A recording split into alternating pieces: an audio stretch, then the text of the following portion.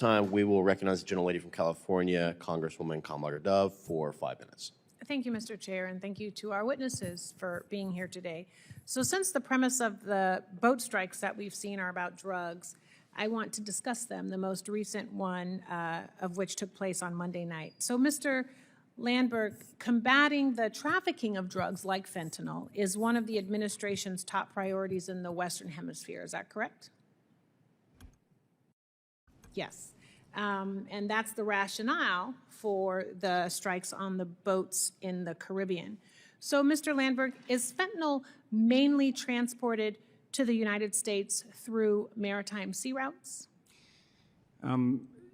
These organizations that you're talking about, Representative, and thank you for the question, are trafficking all kinds of poisonous drugs that are part of an integrated chain from Mexican cartels down to South America.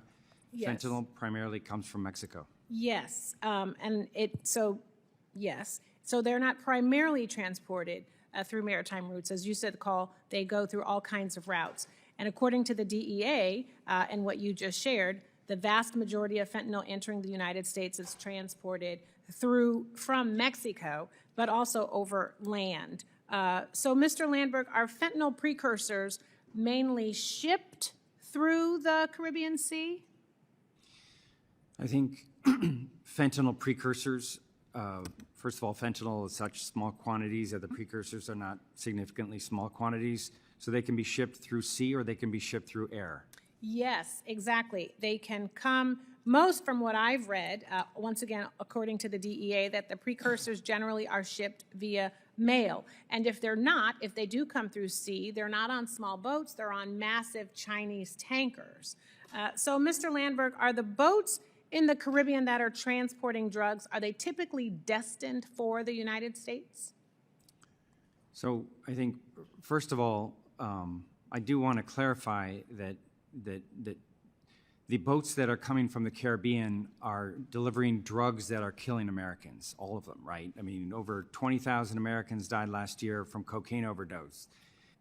And the drugs that are coming through the Caribbean, a lot of the cocaine that goes through the Caribbean goes through Dominican Republic or Dominican Republic waters, and there is quite a bit of that goes up north to the United States or through Puerto Rico. It also goes to European markets. I'm going to reclaim my time because I don't have that much of it. But the answer is, in fact, no. Most of those drugs that are being transported are not going to the United States. They're destined to Europe because we're getting our drugs from China and from Mexico. So, Mr. Landberg, if the United States has real-time intelligence about a maritime drug smuggling operation, do we have the ability to share that information with partner countries to interdict the smugglers when they land? We coordinate with all the countries in the region, with European partners that have territories in the Caribbean. There is significant information and intelligence sharing among all those countries. We have a number of entities that we've developed in Central America in particular where we coordinate. I refer you to the Department of War to talk about the coordination, the multinational coordination that they conduct through Southcom and JIAD of South. So I think there is a lot of information sharing among all these countries. I would agree with you. I also agree that the answer is yes. And the reason why I asked that question is because, especially based on the work that you do, and I think you would also argue that you've been successful, that you're in a productive department, that it makes more sense, instead of blowing up a boat, to try to do exactly what you said you want to do more of. You said you want to see more of arrests and prosecutions.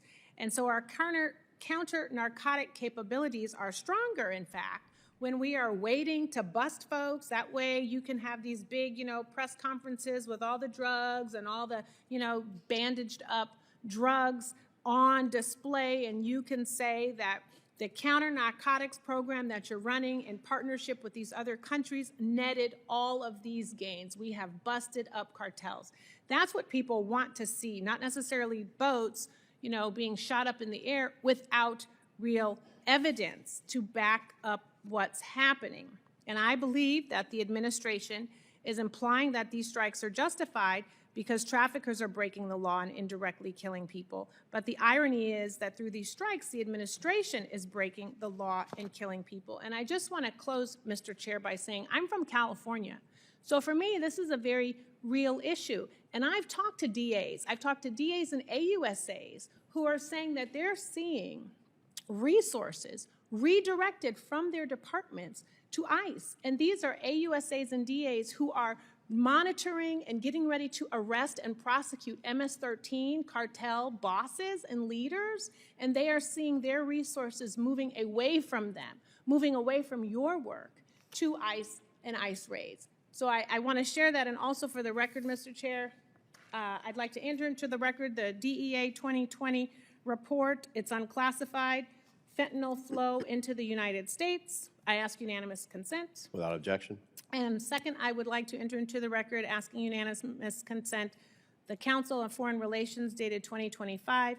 How does fentanyl reach the United States? The emphasis is on fentanyl deaths declined under Biden. Without objection. Thank you so much, and I yield back.